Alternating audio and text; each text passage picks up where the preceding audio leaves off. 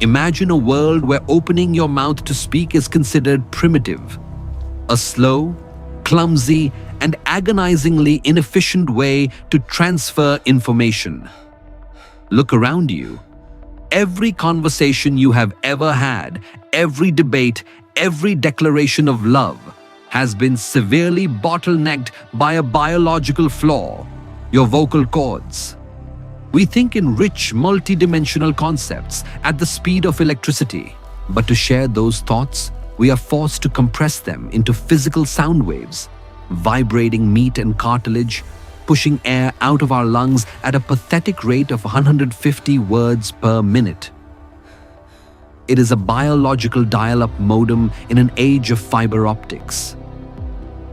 But what if I told you the upgrade is already here?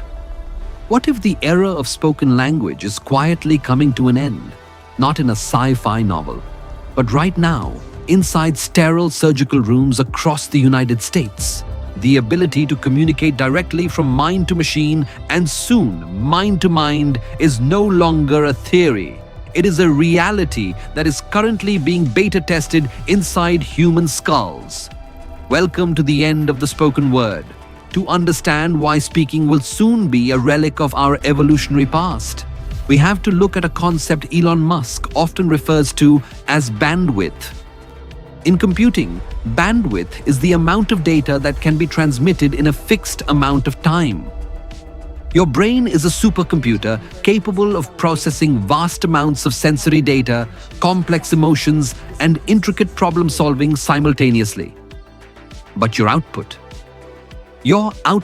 is disastrously low bandwidth. Your thumbs typing on a glass screen, your mouth forming syllables, these are analog bottlenecks trapping digital level intelligence. But the break from this biological prison has already begun. Enter the brain-computer interface, or BCI. Let's look at the hard data. In January 2024, a 30-year-old quadriplegic man named Noland Arbaugh became patient zero for Neuralink's PRIME study. Following a severe spinal cord injury in 2016, Noland lost all movement below his shoulders. For years, he was trapped inside a failing biological hardware. But today, Noland is navigating the internet, playing complex strategy games like Civilization 6, and posting on social media without moving a single muscle. He controls a digital cursor purely with his thoughts, a capability Neuralink literally trademarked as telepathy. How does it work? A surgical robot specifically designed to bypass human error wove 64 ultra-thin flexible threads into Arbaugh's motor cortex. These threads house 1,024 electrodes that detect neural spikes, the electrical firing of individual neurons. The coin-sized N1 implant, buried flush with his skull, reads these spikes, translates the user's intent to move, and sends that data wirelessly via Bluetooth to a computer. Noland isn't speaking to the machine. He is thinking at it, and the machine responds instantly. As of recent data, PRIME study participants have logged over 4,900 hours of telepathy. But controlling a cursor is just the entry-level tier of the BCI revolution. The real death of spoken language is happening right now in the laboratories of neuroscientists. At the University of California, San Francisco, Dr. Edward Chang and his team have been running the BRAVO Clinical Trial, Brain-Computer Interface Restoration of Arm and Voice. They aren't just moving cursors. They are decoding the intricate, high-speed neural choreography of human speech. In a recent breakthrough published in Nature Neuroscience, Dr. Chang's lab worked with a paralyzed woman who hadn't spoken in 18 years following a brainstem stroke. They implanted an electrocorticography array directly onto the surface of her brain, specifically targeting the sensorimotor cortex and superior temporal gyrus, the regions responsible for speech production and sound processing. When she silently attempted to speak, the AI didn't just guess her words. It decoded her neural signals into synthesized speech and text in increments of 80 milliseconds. The system translated her brain activity into a digital avatar, speaking at nearly 80 words per minute. Recently, they pushed that boundary even further, cracking 90 words per minute with an accuracy rate of over 99%. To put that into perspective, they are capturing the brain's electrical intent to form phonemes, the basic building blocks of sound, and routing it directly into a digital voice without the vocal cords ever doing a single ounce of work.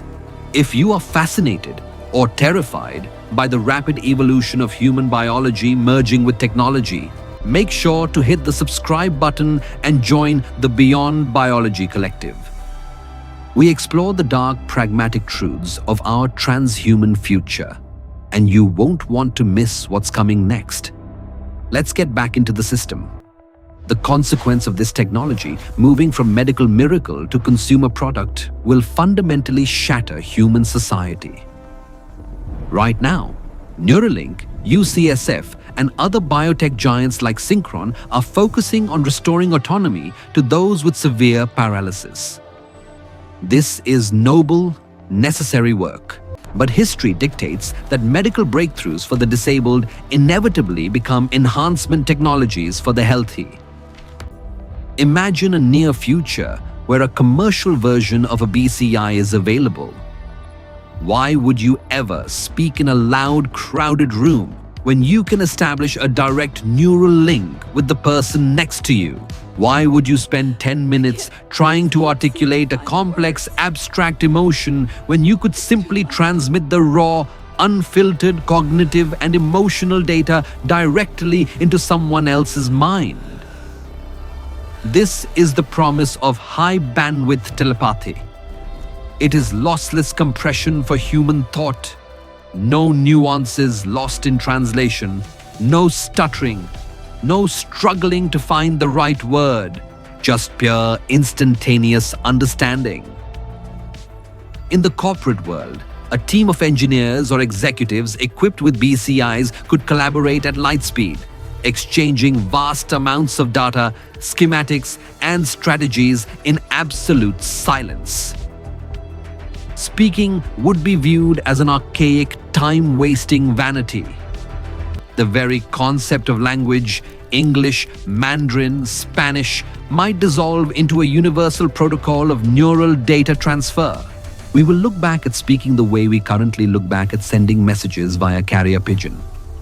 But here is where the utopian dream fractures into a very real, very dark dystopia. When you speak, you have a natural firewall, your consciousness. You think a thought, you filter it, you decide if it is appropriate, and then you speak it.